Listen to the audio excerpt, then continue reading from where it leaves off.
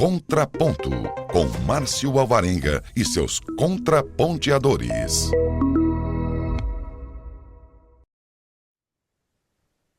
Está começando mais um Contraponto, um tema, cotas para pessoas trans nas universidades. 2 pontos de vista do professor titular aposentado da UFO, ele que é diretor da Diretoria de Estudos e Pesquisas Afro-Raciais, Guimes Rodrigues Filho. Professor Guimes, prazer em tê-lo no Trocando em Miúdos. Bom dia. Bom dia, Márcio. Um prazer é meu estar aqui no Trocando em Miúdos para conversar sobre as cotas trans. Participa conosco também o professor do Instituto de Economia e Relações Internacionais da UFO, professor Deolindo Menck. Professor, bom dia, prazer em tê-lo de volta ao Contraponto. Pode ter certeza absoluta que o prazer é todo meu. Bom dia, professor Guimes, que tem todos os ouvintes também tem um dia magnífico. Muito bem, as cotas trans são ações afirmativas que reservam vagas em processos seletivos para pessoas trans, travestis e não binárias, visando a reparação histórica de exclusão e o aumento da diversidade nesses espaços. E várias universidades federais e estaduais brasileiras já implementaram essa política, como a Unicamp e o UNB, como exemplos recentes de instituições que aprovaram a medida. E eu gostaria de abrir o contraponto conhecendo a opinião dos nossos contraponteadores, professor Guimes. Bom, Márcio, como você já fez aí o preâmbulo, né? O Brasil é o primeiro país no mundo, né? Ocupa o primeiro lugar no mundo no extermínio da população trans, né? E, obviamente, que a gente precisa de expandir as ações afirmativas já bem consolidadas em termos do que são as cotas, né? Pensando nesse recorte, que atualmente é para as escolas públicas, nas universidades, né? Para o ingresso de estudantes de escolas públicas e com um recorte aí de subcotas, né? Subcotas para pretos, pardos, indígenas, pessoas com deficiência e baixa renda, né? E agora esse movimento, né, que é um movimento nacional, em busca de implementar as cotas para as pessoas trans nas universidades, né, nos cursos de graduação e pós-graduação, não só na questão do ingresso, mas também na questão da permanência. Então, é uma urgência, né, no nosso país, para a promoção de equidade e igualdade. Contraponto, professor Deolindo. Bom, eu já penso exatamente o oposto, não na promoção de igualdade, mas a forma de se conseguir igualdade. Jamais foi através de cota, muito pelo contrário, as cotas não fazem a igualdade, elas colocam pessoas dentro da universidade e fazem com que o Estado não precise se preocupar com instrução de verdade para a população, seja qual for, inclusive as escolas públicas. Há quantos anos começaram as cotas? E eu me lembro que elas deveriam ser por 10 anos para dar tempo de melhorar a escola pública. Eu queria uma escola pública que tenha melhorado nesse tempo todo. Na verdade, a pressão da sociedade amaina, né? E o Estado, o governo começa a gastar com outras prioridades, sendo que a fundamental, a primeira, a única verdadeira é a instrução. Sem instrução, a pessoa não consegue ser gente. O que nos diferencia dos outros animais, você pode ser religioso e dizer que tem alma, mas materialmente é a instrução, sabe? E a gente tem que focar na instrução. Ninguém merece ou precisa de cotas, precisa de instrução. Se você tiver escolas excelentes, e não tem nenhum motivo para as escolas públicas, as escolas da periferia, as escolas destinadas aos mais pobres não serem tão boas quanto as melhores particulares do país. Eu não consigo entender um motivo para isso. Se as escolas todas forem boas, eu tenho absoluta certeza que a universidade vai ter gente de todo tipo, sabe? Não pode... Eu me lembro há muito tempo o professor e ex-governador do Distrito Federal, Cristóvão Buarque, dizendo que, num debate lá na UNB, quando estavam começando as cotas, que, aspas, nós precisamos colorir a universidade. Eram cotas para negros naquela época que se discutia. Nós não temos que colorir nada. Somos pessoas, sabe? Se todos os que passarem, se tiver, todo mundo tiver a mesma escola, o mesmo nível de instrução, e se todos passarem forem negros, que maravilha. Se todos forem brancos, que maravilha. E se misturar, que é o óbvio que vai acontecer, porque você tem pessoas boas em todas os rincões, em todos os grupos humanos, sabe? Você vai ter uma universidade, aspas, colorida. Uhum. Vamos conhecer o contraponto do professor Guimes. Bom, eu acho que há um consenso nesse país de que as escolas públicas, obviamente, precisam ser boas, né? Isso aí é algo que a gente, assim, não discorda em termos de melhoria da escola pública. O problema é que, enquanto isso efetivamente não acontece, nós temos alguns dados e contas tem muito que a gente argumentar, que é, primeiro, se nós temos lei de cotas em 2012 para as escolas públicas, é porque o próprio governo federal reconhece que as universidades públicas estavam atendendo em maior grau o público das instituições privadas. Por isso que reservou vaga para as escolas públicas. Primeiro ponto. Segundo, essas cotas das escolas públicas depois vêm com as subcotas, né, como eu já falei, né, PPI, PCD, etc. Então, assim, os números no Brasil são alarmantes, né? A juventude negra, ela, por exemplo, é a que mais está encarcerada nesse país. A juventude negra é a que mais é vítima de homicídio nesse país. A gente vive dizendo que a educação de qualidade, ela vai proporcionar uma transformação no Brasil.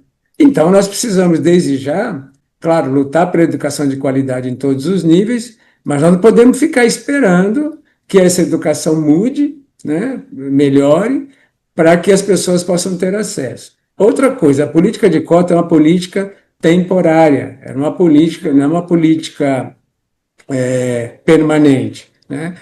E, nesse sentido, ela precisa ser ela precisa ser de fato implementada, né? No caso aqui, falando também das cotas trans, porque é um segmento que não é atendido, e já falei, né? O dado é violento, né? É o primeiro país no mundo em matar pessoas trans. E nós precisamos ter essas pessoas trans acesso, né? Para elas, acesso em todos os lugares, como, por exemplo, a universidade. Então, hoje, a Andifes fez um mapeamento. Nós temos cerca de só 0,2% de pessoas trans nas universidades. Né? Então, nós precisamos aumentar esse percentual e tirar essas pessoas, apontar um lugar adequado para essas pessoas, que é, sim, fazendo curso de graduação, cursos de pós-graduação, e lutando, ao mesmo tempo, para que a educação pública tenha melhor qualidade. Né? Isso, sem dúvida, né? Professor Deolindo, em 2018, a Universidade Federal do Sul da Bahia, de forma pioneira, instituiu as cotas de acesso à graduação para pessoas transexuais, travestis e transgêneros, e a universidade não só manteve a política, como aprimorou o desenvolvimento de bolsas de permanência para essa parcela da população por meio da Pró-Reitoria de Ações Afirmativas. E hoje 10 universidades já instituíram o sistema de cotas, enquanto que alguns países ainda conseguem progressos significativos na promoção de proteções legais e reconhecimento, permitindo mudanças em nomes e marcadores de identidade de gênero, em documentos de identificação nacionais e aceitação social. Já outros países trabalharam para marginalizar ainda mais essa população já altamente vulnerável, despojando-os dos direitos, em alguns casos, lhe haviam sido concedidos anteriormente. E aí eu pergunto, o que pensa a respeito? O que eu penso é que nós não estamos num país em que as pessoas são, aspas, discriminadas a princípio por serem trans. Se eu tenho, no caso da universidade, um vestibular que não sabe quem é trans, ou quem é negro, ou quem é seja lá o que for, a máquina não tem que saber. Tá? E se ela não sabe, serão os mais capacitados. Então, o que eu tenho que fazer é fazer as pessoas ficarem mais capacitadas. E temos, sim, que esperar e fazer pressão para as escolas serem boas. O que nós temos hoje, tá, por exemplo, a política de cotas temporária, esse foi sempre o discurso. Há quantos anos a primeira universidade, que se não me falha a memória, foi a UERJ, começou com as cotas, no caso, para negros? Faz o quê? 20 anos? É mais do que isso, eu acho. Eu não me lembro exatamente o ano, agora eu posso olhar aqui na internet. Mas era por 10 anos. E como é que numa democracia representativa, quando eu dou um privilégio para um grupo, eu chego depois e digo assim, agora já está bom, vote em mim que eu vou acabar o seu privilégio. Quando se estabelece cota, nunca se acaba, é dificílimo. O único país que eu saiba que conseguiu acabar a cota foi através do judiciário dos Estados Unidos. O primeiro país a ter cota foi nos anos 40, a favor dos intocáveis, na Índia. Nos anos 40, por 10 anos. E os 10 anos não se passaram, sabe? E isso tem gerado. O Brasil é um país muito miscigenado, muito legal, muito bem construído, então é mais difícil de acontecer. Mas o que tem gerado nos outros países é mais discriminação, e não menos. Sabe? O que acontece, eu não tenho absolutamente coisa alguma contra quem quer ser trans, ou quem quer ser o que for, ou quem é, não vou nem entrar aqui como é que a pessoa, eu nem sei como é que eu vou identificar um trans de verdade. Aliás, essa é uma pergunta que eu quero fazer. Tá? Como é que eu identifico um trans? Como é que eu sei que aquele cara é trans? Porque eu sei, hoje em dia, que pelo que me consta, basta a pessoa se dizer. E isso é muito, muito, muito solto.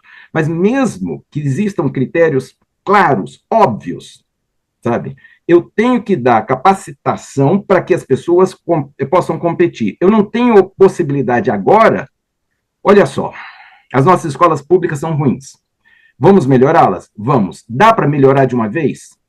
Pensa comigo o seguinte, eu tenho uma amiga e ela morre. E 2 meses depois que ela morreu, aparece a cura para a doença dela. Cara, que bom que apareceu a cura, mas para ela não serve. A pessoa fez o ensino fundamental e médio nessa escola ruim.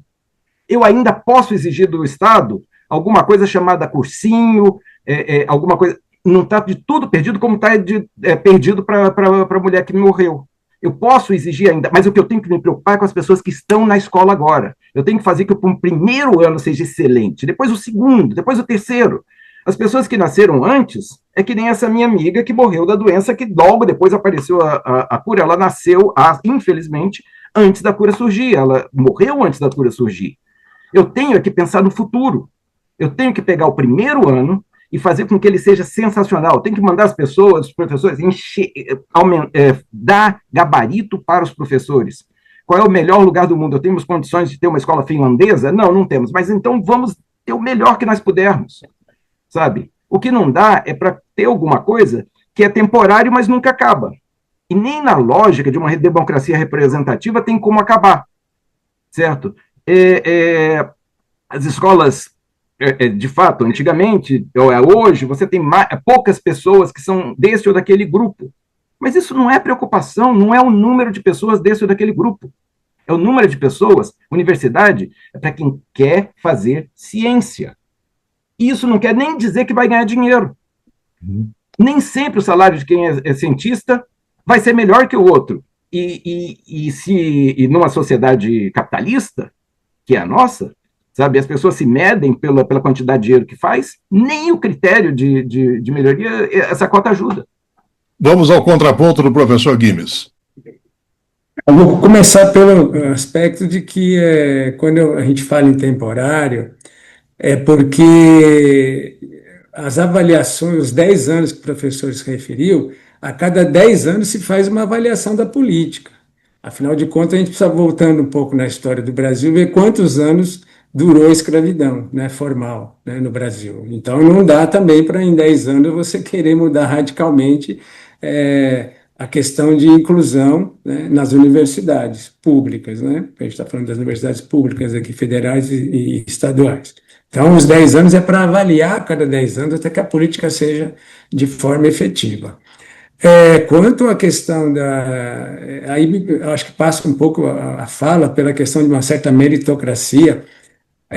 Também isso já está sedimentado. As cotas existem desde 2012, existem várias avaliações, e essas avaliações todas elas apontam que os cotistas têm desempenho igual ou superior aos não cotistas, portanto, já é passivado isso também. Né? O que as pessoas precisam de fato é da oportunidade, por isso a reserva de vagas. Do ponto de vista jurídico também, isso já está pacificado, né? Pelo STF, lá atrás, quando começou a discussão, através das cotas da UNB, no Sistema Federal, em 2003, e então a gente, cota é um processo, né? A lei de cotas veio para ficar até que o Brasil consiga minimamente promover a equidade, né, e igualdade. E por isso que elas são temporárias. Agora, o temporário não dá para a gente querer que seja só 10 anos, né? E, enfim, em relação às pessoas trans, é um segmento, né, aqui do nosso país que está em extrema vulnerabilidade e não tem acesso à educação superior. Então, precisamos sim promover a inclusão dessas pessoas nos nossos cursos na universidade, tanto na graduação quanto na pós-graduação. E digo ainda, por exemplo, o Brasil é um país que recebe pessoas refugiadas, não é? E para essas pessoas também nós temos o sistema de cotas. A universidade tem cotas para as pessoas refugiadas, tanto na graduação quanto na pós-graduação. A gente precisa dar os passos para poder modificar naquilo que a gente entende que seja básico, né? Então, se a gente quer uma educação melhor de qualidade na educação básica, claro, vamos em direção, com certeza. Mas, enquanto isso, nós precisamos fazer a promoção de quem vai poder ajudar a contribuir, inclusive na área de ciência e tecnologia, com outras visões, né? Isso é fundamental, que a gente traga para dentro da universidade. Professor Deolindo, eu estava lendo outro dia um artigo da Jimena Sánchez Garzoli, que é a principal defensora dos direitos humanos da Colômbia, junto ao escritório de Washington da América Latina, WOLA. E ela destaca no seu artigo que os Estados Unidos, o governo Trump, fez da eliminação da ideologia de gênero um ponto focal da sua agenda, visando especificamente as pessoas trans, sob o pretexto de proteger as mulheres. E aí eu pergunto, professor Deolindo, qual o eco que isso poderia representar no Brasil? Bom, eu confesso que não vi o texto, não vi, então eu não. Mas se eu entendi direito a pergunta, se nós temos pessoas trans, principalmente homens trans, competindo com mulheres e, obviamente, ganhando. Biologicamente, eles são homens. E o que eu tenho visto, se refere a isso o texto dela, eu confesso que eu não vi. Tá? Biologicamente, eles competem com mulheres, porque biologicamente eles são homens, eles competem com mulheres, e acabam com a possibilidade delas ganharem qualquer coisa, qualquer medalha, qualquer coisa. As mulheres trans não competem com os homens, elas elas sabem o seu não potencial. Isso é um absurdo, voltarmos ao tempo em que só homens competiam. É tirar das mulheres verdadeiras, que nasceram mulheres, verdadeiras no sentido de nascimento, geneticamente, a possibilidade de competirem. Mas tem algumas coisinhas, desculpa, eu vou voltar aqui, tá? O fato, o professor Guimes falou que as cotas estão pacificadas do ponto de vista jurídico, do ponto de vista... Bom, a escravidão era pacificada do ponto de vista jurídico. Não é porque ela era pacificada que nós deveríamos mantê-la. Muito pelo contrário. No auge da escravidão, eu teria sido radicalmente contrário a ela, mesmo que todo mundo pensasse favorável.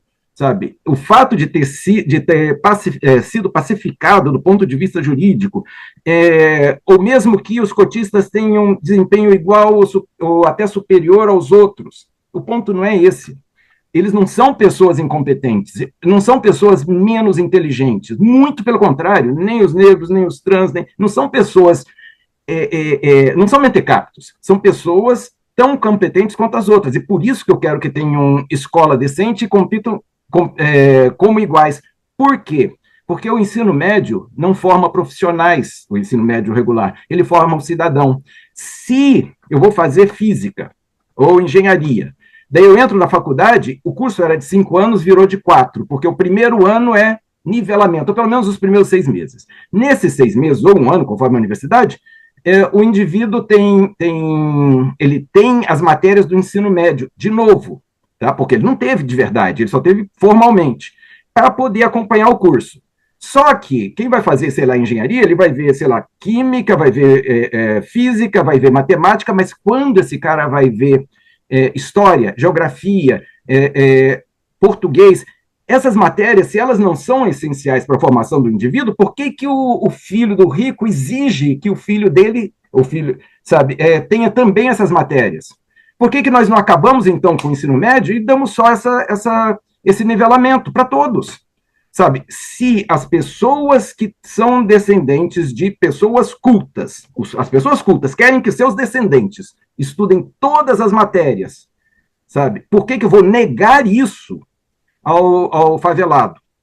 Eu chego na favela normalmente, vou falar sobre isso e digo claramente, toda vez que um político te der alguma coisa que não serve para ele político, para o filho do político, desconfie, sabe? O político que chega aqui e oferece cota para vocês, desconfie, porque o que é importante é que a escola seja boa e que você não precise de cota nenhuma, para você competir de igual para igual, porque competência você tem, e a prova que tem competência é que quando o cara entra lá no curso de física, ele consegue recuperar no nivelamento, ele consegue recuperar o que faltou do ensino médio e competir com os outros.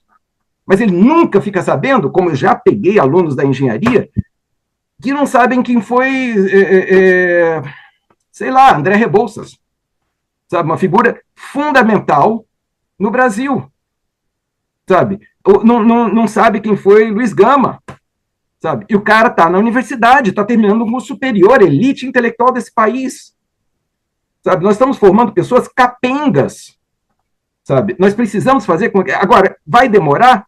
Eu já disse, lamento, vai, sabe? Agora, se a gente não começa agora, exigindo que essas escolas tenham realmente o melhor gabarito possível para os alunos do primeiro ano primário, primeiro ano do ensino fundamental, sabe? Eu nunca vou chegar lá. Uhum. Diga, o senhor quer falar. Vamos ao contraponto do professor Guimes. Bom, começando um pouco, pegando aí pelo final, é importante ressaltar, né, que, por exemplo, claro, as pessoas não conhecem, por exemplo, foi citado André Rebouças, um engenheiro negro abolicionista que defendia a reforma agrária antes da abolição.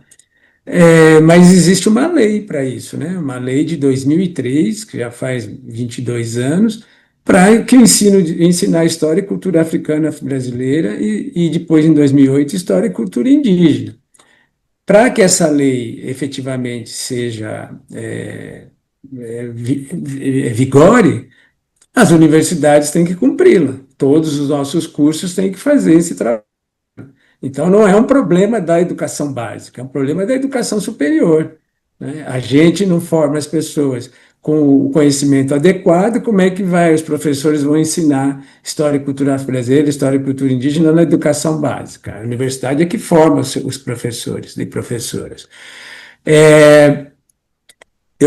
Quando eu falei da questão pacificado judicialmente a questão de cotas, é porque é um ponto assim, simples de entender. A partir de 2012, as universidades federais têm uma lei, que é a lei costuma chamar de lei de cotas, que é uma ação afirmativa política de reparação, só que essa lei é uma lei para as escolas públicas. Isso que tem que ficar claro, com subcotas. Por que o Brasil, no século XXI, entende que tem que criar uma política de ação afirmativa para que a escola pública acesse as universidades? Porque nós não podemos ficar aqui com um discurso de que nós precisamos melhorar a educação básica, esse é o nosso foco, e enquanto isso não acontece, a gente deixa as coisas acontecerem como a gente vê no nosso cotidiano, né? Com extermínio de pessoas negras, extermínio de pessoas LGBT, e encarceramento em massa da juventude negra e por aí vai. Mulheres negras na base da pirâmide ainda, sofrendo violência obstétrica, etc. Quer dizer, um país calcado no racismo precisa resolver, precisa reparar, e isso vem do acordo que nós fizemos, o país fez, em 2001, na Conferência de Durban. O Brasil se reconheceu como um país racista e assumiu o compromisso de promover políticas para a reparação de qualquer tipo de desigualdade. É isso que nós estamos fazendo. Não dá para ficar esperando. É claro que a gente luta para que, no caso, a educação básica melhore, pública melhore, mas a gente, ao mesmo tempo, tem que trazer essas pessoas desses segmentos que estão alijadas, né, da nossa sociedade, tão marginalizadas, nós precisamos trazê-las para esses lugares, para formá-las, para que a gente possa realmente ter, por exemplo, juízes formados, né, que não aumente a pena de um sentenciado por causa da cor da pele, como a gente já viu aqui no Brasil, um caso aí que aconteceu, se não me engano, no Paraná. A juíza disse, por causa da cor da pele, eu vou aumentar a sentença. Quer dizer, a gente precisa ter diversidade dentro da nossa própria formação, e aí é o desdobramento, né?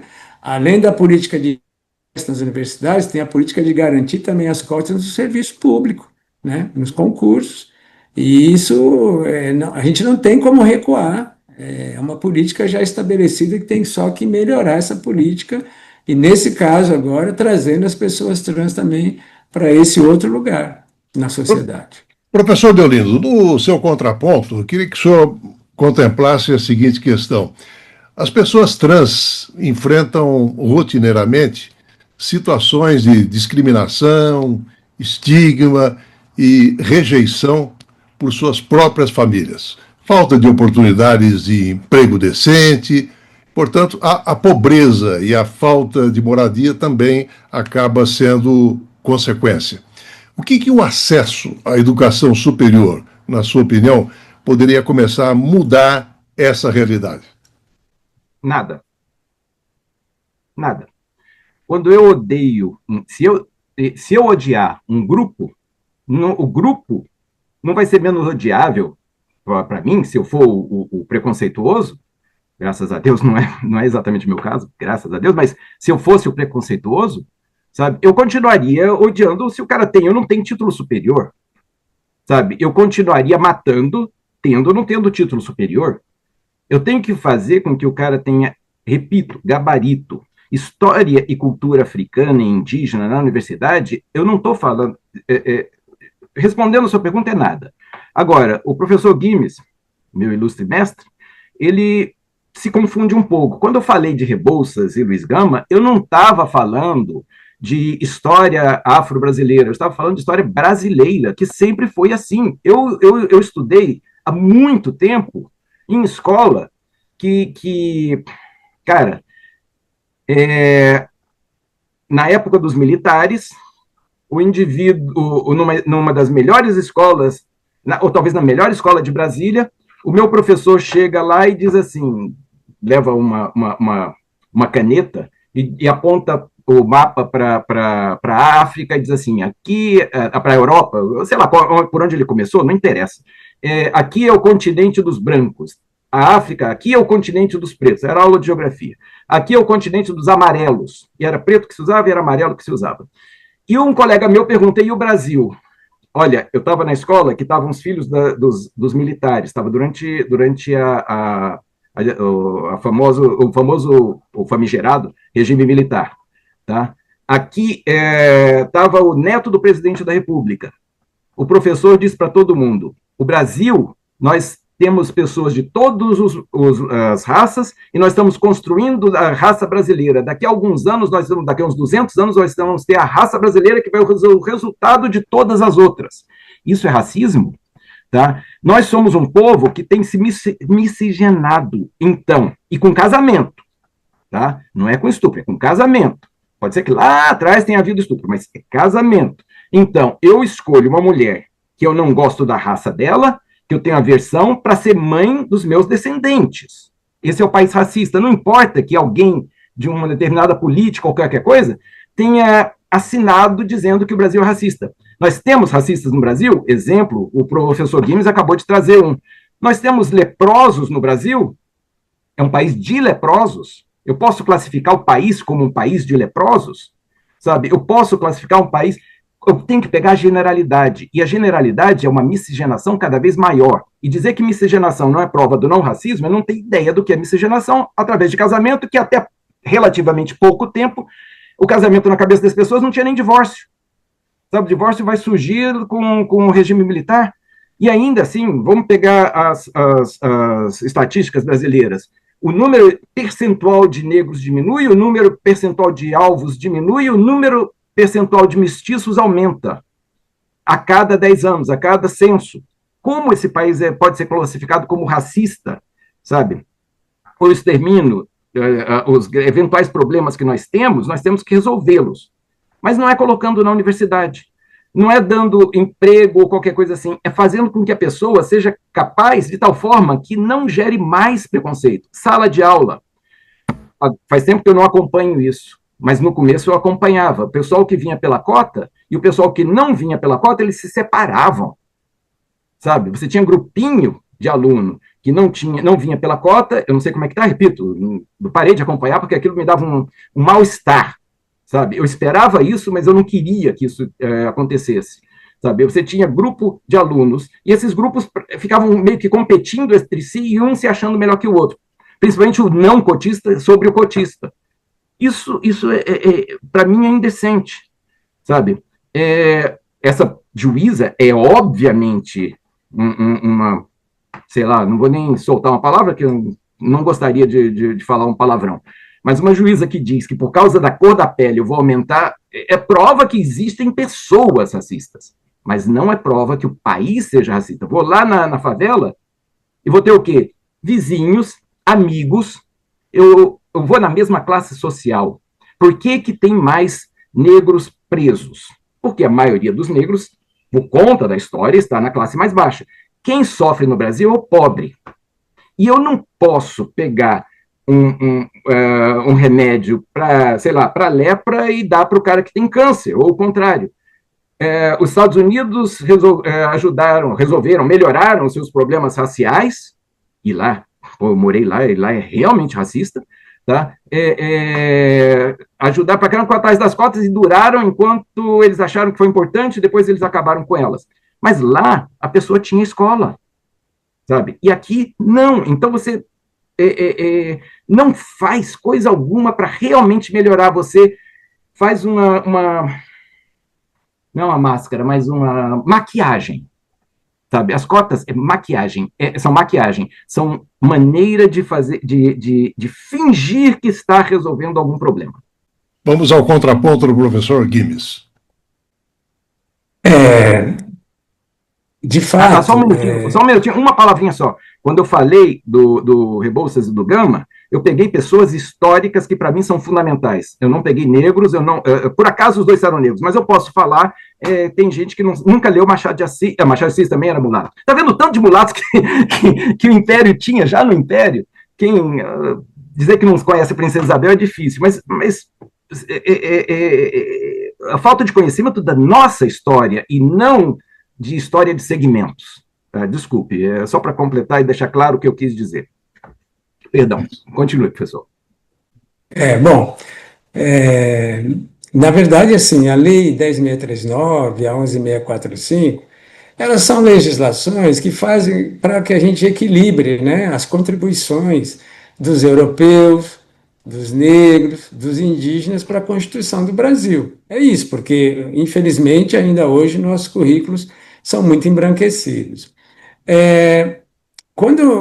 Voltando ali para a questão do Brasil, Império, etc., a gente sabe, a USP acabou de produzir um documento, né, um estudo, publicado numa revista científica altamente qualificada, a Nature, mostrando que a miscigenação no Brasil é fruto de violência. né? 73% do nosso gene, do cromossomo Y, vem dos homens brancos. 42% das mitocôndrias são de mulheres negras e 32% mulheres indígenas. É óbvio que houve uma miscigenação, mas e o estudo aponta isso. O estudo não se omite nesse sentido, dizendo que houve uma miscigenação forçada, por estupro, né? Então, o Brasil, a miscigenação, originalmente, é nessa base, né? E é óbvio que isso tudo, gente, tem reflexão. Se você impede, por exemplo, como a lei impedia, em 1854, decreto-lei impedia os escravizados de estudar, você está à margem da sociedade. Então, o Estado brasileiro produziu o que nós temos hoje de dissonâncias, de diferenças, né, de desigualdades na nossa sociedade. E uma coisa importante, quando o professor falou de que o problema está na pobreza, mas a pobreza também tem cor, né? E é por isso que a lei de cotas tem o recorte salarial de um salário mínimo per capita, né? Também. Então, assim, a gente sabe qual que é o público-alvo. E esse público precisa, sim, estar contemplado em todos os espaços sociais do Brasil. A gente não pode achar que é normal a gente ser o primeiro país no mundo em assassinato de pessoas trans e dizer, vamos esperar, que isso vai mudar se a gente mudar, por exemplo, o acesso a uma educação básica melhor. Não. Muda radicalmente. Né? Muda radicalmente porque nós vamos ter pessoas juízas, né? Engenheiras, mais formados, né? Médicos de outras raças aqui no Brasil, não só majoritariamente da raça branca. Isso muda o entendimento das pessoas em relação ao atendimento. Muito provável, né, que isso vai acontecer quando a pessoa entra para a política de cotas, que o médico negro não vai cometer violência obstétrica contra a mulher nenhuma, nem contra a mulher negra, nem contra a mulher não negra, né? Então, assim, são outras formas de ver o mundo, nós precisamos conviver. Essa diversidade, por exemplo, o STF. O STF não tem nenhuma pessoa negra. O STF tem só uma mulher. E nós precisamos ter o quê? Um equilíbrio. As mulheres ainda no Brasil ganham menos do que os homens, de forma geral. E as mulheres negras menos ainda do que o homem negro, o homem branco e mulher branca. Isso não pode acontecer mais. E por isso precisa ter a diversidade de pensamento. Porque, por enquanto, a gente ainda tem um pensamento racializado. O Brasil é um país racista. Insisto em repetir isso, porque os números mostram isso a todo instante para nós. O Atlas da Violência, todo ano, mostra para a gente quais são as vítimas preferenciais de violência nesse país. Então, isso não pode estar desatrelado da nossa história de racismo. E trazer uma diversidade maior para ser formado pelas universidades, para virem a ser professores, professoras e outros profissionais, é o que vai fazer com que a gente, de fato, mude essa realidade de desigualdade. Não tem outra forma de fazer senão por cotas. Professor Deolindo, em 2022, em parte em resposta até aos ataques do ex-presidente Bolsonaro aos direitos e líderes LGBTQI+, 5 pessoas trans concorreram ao Congresso Nacional, com 2 delas vencendo as eleições. Érica Hilton, do PSOL, e Duda Salaberti, aqui do PDT de Minas Gerais. E para as próximas eleições, professor Deolindo, é possível ampliação dessa representação parlamentar? Desde que o povo queira. Se as pessoas mostram a que vem, as pessoas recebem votos, como essas duas pessoas receberam. Se elas não se candidatam, não vão ter voto. Agora, se elas se candidatam, é proibido a candidatura, estimule a candidatura, tudo bem. Mas se estimule candidaturas com gabarito. O professor Guimes, ele fala algumas coisas que não estão muito corretas. Primeiro, mulheres ganham menos do que homens. Mulheres abandonam o serviço porque vão cuidar da casa mais do que homens. Mulheres, se mulheres ganhassem menos, qual empresário ia empregar homens se o objetivo do empresário é ganhar dinheiro? Se no capitalismo as pessoas querem dinheiro. Se eu quero dinheiro, me importa se o meu emprego, desde que cumpra a função, me importa se o cara é preto, branco, azul, amarelo, se ele é homem, mulher ou trans, se ele é o que for, me interessa que o serviço seja bem feito.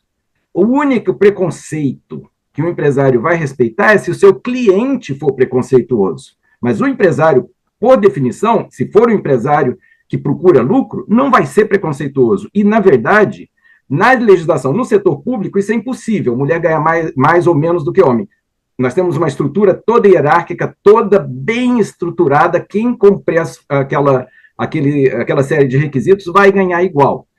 Não importa se é o sexo, não importa não importa. Simplesmente é uma pessoa, está trabalhando e tem as qualificações, vai ganhar igual. No setor privado, se o patrão pagar mais para um grupo que faz o mesmo serviço, com o mesmo tempo de casa, do que para outro grupo, esse outro grupo pode entrar na justiça e acaba com a empresa do cara. E que dê as mulheres que não estão entrando na justiça. Se elas ganham menos, por que elas não estão entrando na justiça? Se elas, de fato, têm o mesmo tempo de serviço, têm a mesma qualificação e o mesmo...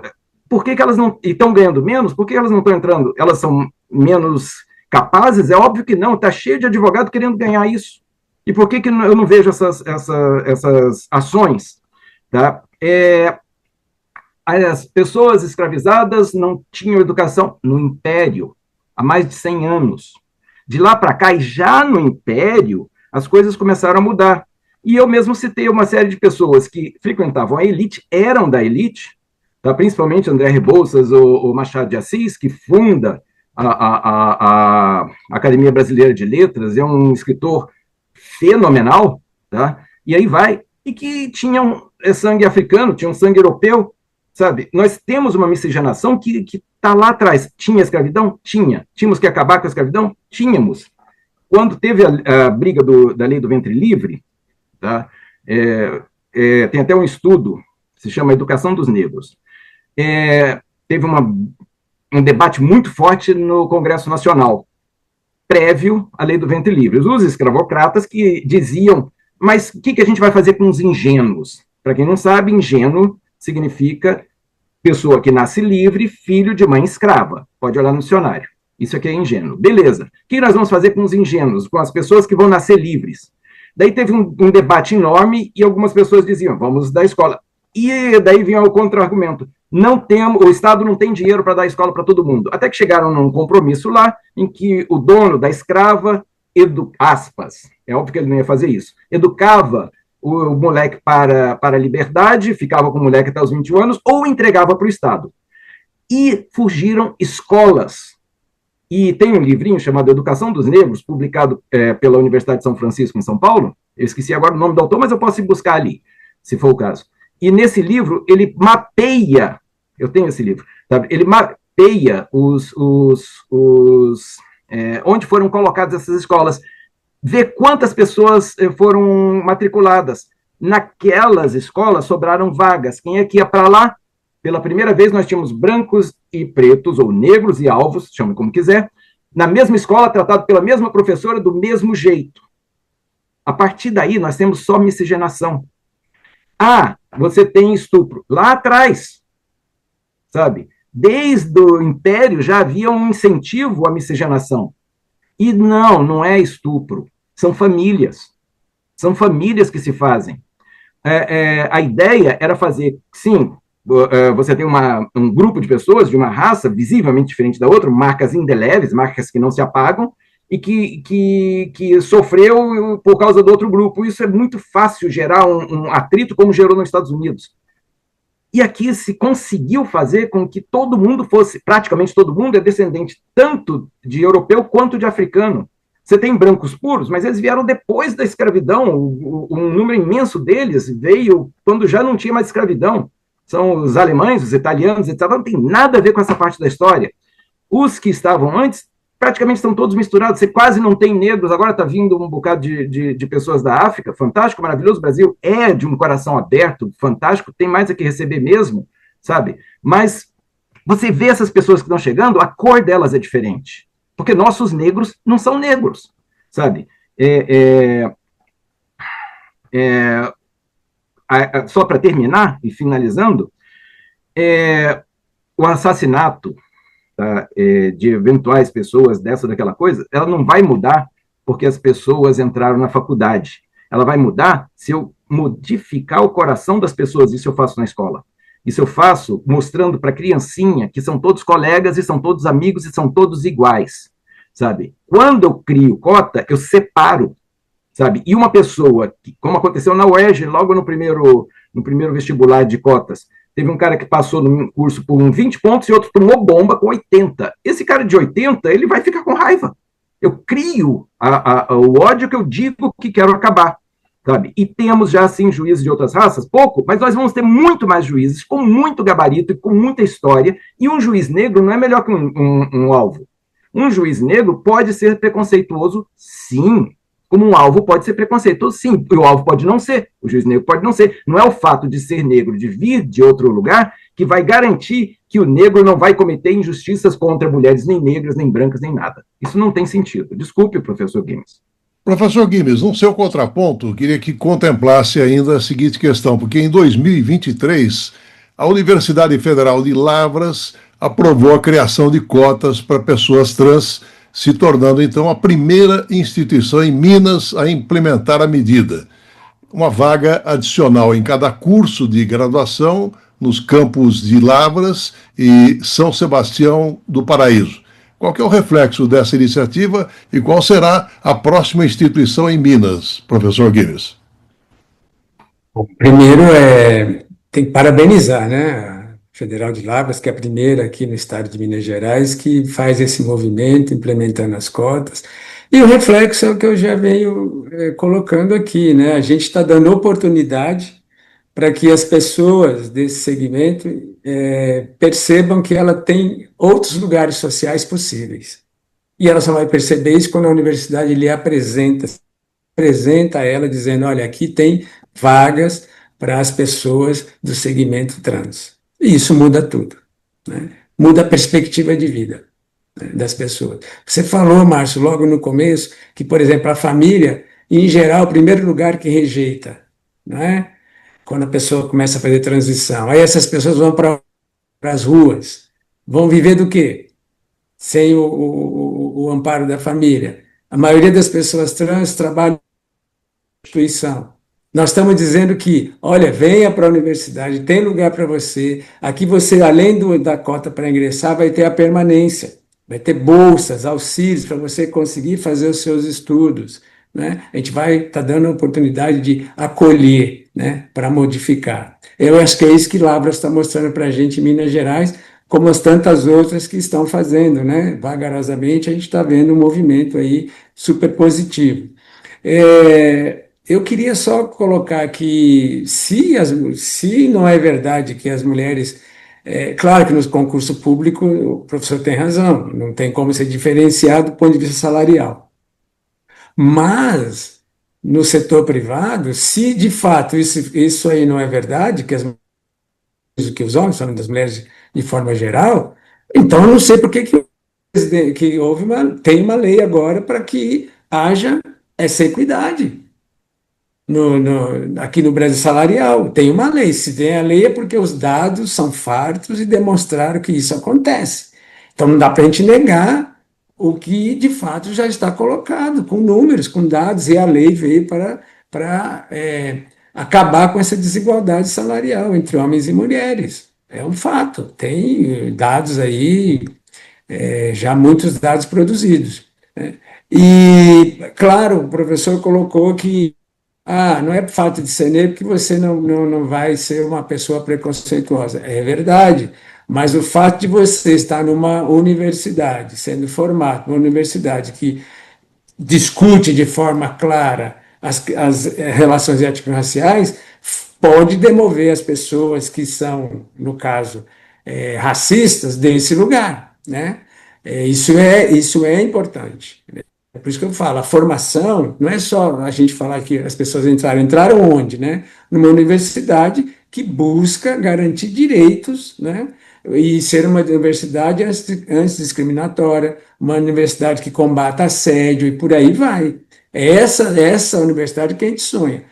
Aí, quando aquela questão que fala que nós temos hoje a Erika Hilton, Duda, mas a gente tem que saber que na divisão dos recursos partidários, as pessoas não são tratadas de forma igual também, né? Então precisa mudar. Por isso é que tem cota para mulheres também no legislativo, porque quando é que a gente ia ter mulheres no legislativo, né? A gente tem poucas ainda, porque a gente sabe que tem vários partidos que cometem fraudes, etc. Então não adianta, a política de ação afirmativa ela é a base fundamental para a gente modificar esse país, que tem toda uma trajetória, né, de misoginia, de racismo, e isso vai se reproduzindo. E tem vários estudos que na educação infantil mostram que professoras tratam de forma igual crianças negras e crianças não negras. Não é também esse universo maravilhoso, não. Já existem vários estudos aí produzidos que demonstram isso. Portanto, é preciso que a gente passe por um processo de reeducação geral desse país, reeducação para ser um país antirracista, antimisógino, anti-LGBTQ mais fóbico, e isso não adianta. Enquanto a gente não tiver essas pessoas dentro desses espaços de poder, né, nós não vamos ter a mudança. Então, a cota, novamente, as cotas são a base para a gente poder modificar, inclusive, o que nós queremos, ter uma educação melhor, de melhor qualidade. O professor Guinness citou a lei da equidade salarial, que é a lei 14.611 de 2023, e que visa garantir a igualdade salarial e também dos critérios remuneratórios entre mulheres e homens no mercado de trabalho. Professor Deolindo, no ano passado a parlamentar Erika Hilton apresentou um projeto de lei 3.109 e que reserva 5% das vagas nos cursos de graduação das universidades federais e também demais instituições federais de ensino superior para pessoas trans e travestis. E para os cursos com menos de 50 vagas, deverão ser reservadas 3 vagas para esse grupo. E o projeto está dormindo uma das gavetas da Comissão de Direitos Humanos, Minoria e Igualdade Racial. E eu pergunto, existe alguma possibilidade que a iniciativa prospere? Deus queira que não. E olha que eu acredito de verdade em Deus, sabe? Deus queira de coração que isso não passe, porque isso daí é um absurdo. Até porque, eu vou perguntar aqui, gostaria da resposta de qualquer um dos dois amigos, o que precisa para alguém ser considerada trans, alguém ser considerado trans? Precisa fazer uma operação? Ou precisa se identificar? Se for identificação, como é que eu sei se a pessoa não está mentindo para poder entrar numa vaga, numa instituição que tem essa cota? Ela simplesmente se declara. E depois é a vida, tá cheio de trans que foi preso na ala masculino, que foi homens que se dizem mulheres, que foram presos em prisão feminina, e toda hora tá aparecendo notícia de ele engravidando presas, sabe, engravidando as encarceradas, sabe, mas que cara trans interessante, né, que trans e é homossexual, entende? Eu me sinto mulher, mas eu sou homossexual e eu gosto de mulheres. Sabe? Quer dizer, é muito fácil você distorcer as coisas e principalmente num país em que as pessoas querem levar vantagem em tudo. Infelizmente, nós estamos num país assim, sabe? As pessoas querem levar vantagem em tudo. Isso é um fato, sabe? Infelizmente está na nossa cultura. Igualdade salarial através de uma lei. Gente, lei é feita para... Muitas leis, infelizmente, não são, elas são feitas simplesmente porque eu quero mostrar alguma coisa. Então, ideologicamente, eu tenho que ter, eu tenho que ter um determinado defeito, mesmo que ele não exista, para justificar a minha propaganda. Eu quero saber qual é o empresário capitalista, e nós estamos no capitalismo, que eu saiba, tá? Que vai empregar alguém com um custo maior, sabe? O que acontece é que essa lei não faz a menor diferença. Ela faz o quê? Para inglês ver. Olha, existe a lei, mas na prática... Sabe, cadê essas mulheres que ganham menos entrando na justiça? Sabe, e conforme o tempo que ela tem de serviço, conforme ela pode levar a empresa para a falência, ela pode fazer um estrago imenso. Não tem empresário que vai correr esse risco. Sabe, isso é impensável. Sabe, tratar de forma desigual brancos e pretos e grupos Nós temos pessoas que tratam, infelizmente temos pessoas, juízes que tratam diferente pessoas ideologicamente diferentes.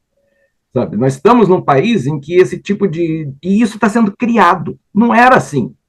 Sabe? Eu nasci num tempo em que se dizia claramente que o Brasil não é um país racista. Era explícito isso, até chegar ao seu FHC, Fernando Henrique Cardoso. E eu tive acesso a um livro que, infelizmente, porque eu fui muito pão duro, eu não comprei, eu estava na livraria, eu li um pedaço do livro e era uma entrevista que ele deu, e se tem um arrependimento de não ter comprado, é eu com esse livro. E ele dizia claramente que ele, se viesse a ser presidente, ele iria implantar o que eu chamo de discriminação, que é a separação, as cotas, etc. e tal. E que no Brasil era alguma coisa, era ser antipatriota dizer que existia discriminação. E era mesmo. Tá? Nós três aqui pegamos essa época. E o que acontecia era o seguinte: eu sou racista, vamos supor. Eu sempre coloco, eu como sendo a pessoa que eu não sou, tá? Então, o exemplo é só por exemplo. Então, eu sou um cara racista. Só que pegava muito mal eu dizer isso. Era uma época em que ninguém podia se assumir como racista. E eu criava meu filho, minha filha.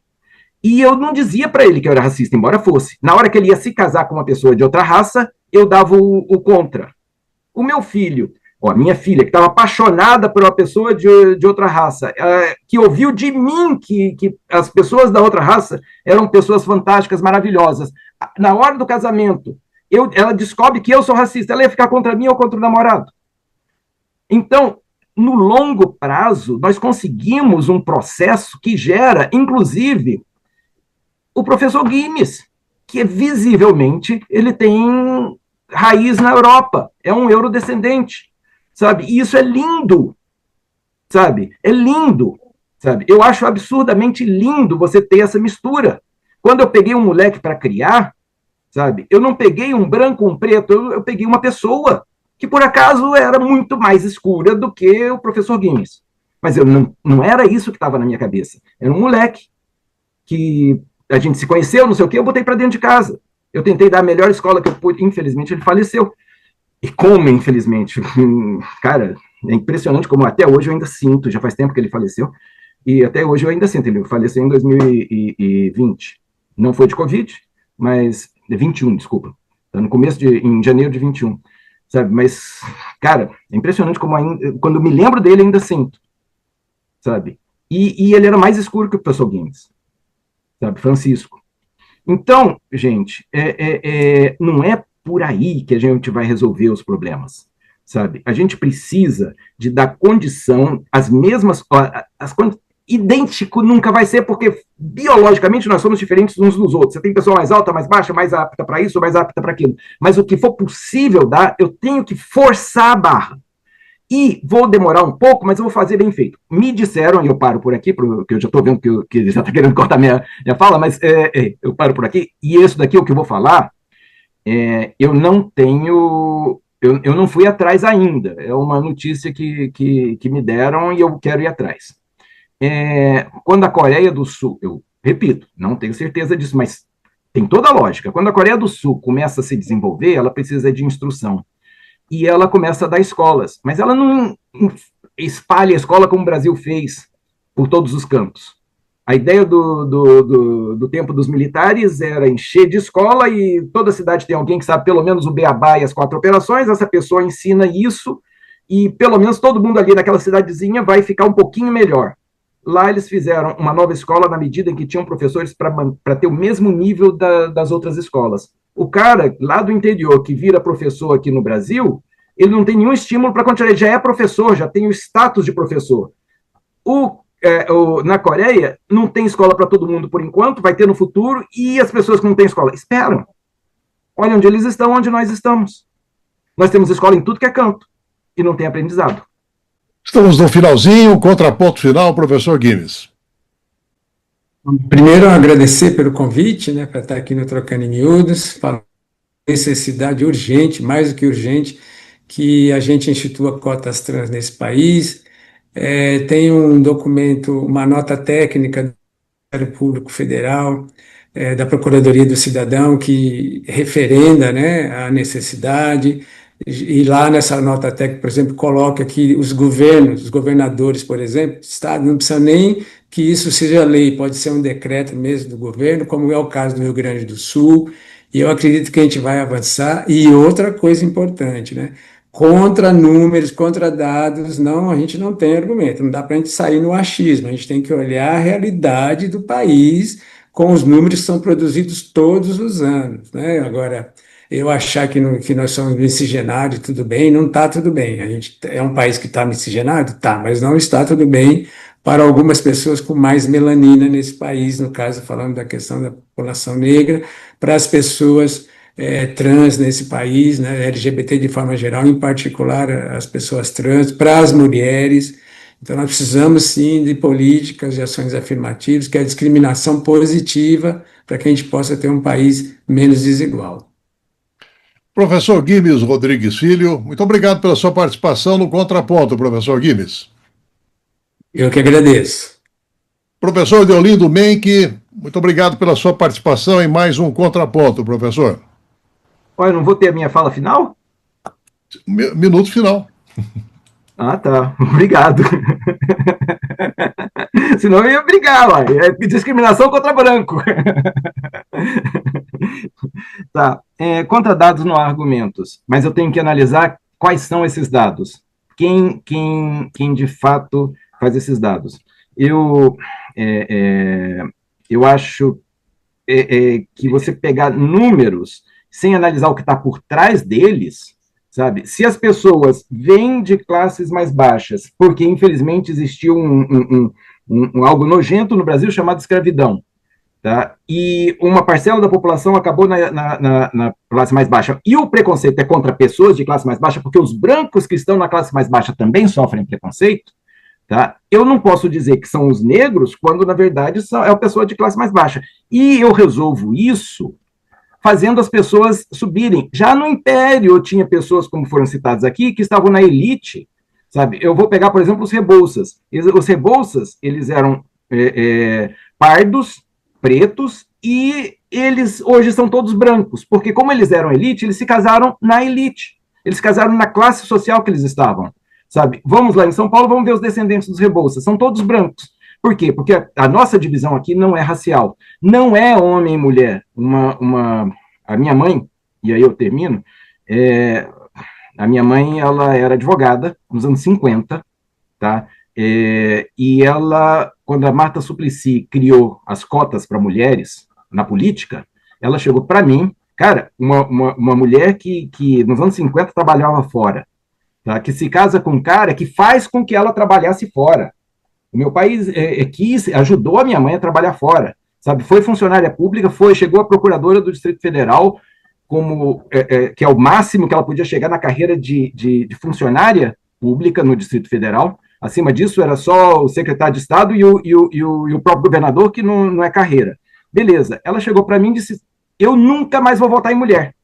Eu tomei um susto, sabe? E ela me falou o seguinte, quem precisa de ajuda é quem não tem gabarito. Eu fiz concurso, ela contou um breve, ela fez um resumo da vida dela. E ela disse o seguinte, as dificuldades que os meus colegas homens tiveram para fazer concurso, eu também tive, e as facilidades também. E eu cheguei onde eu cheguei por esforço.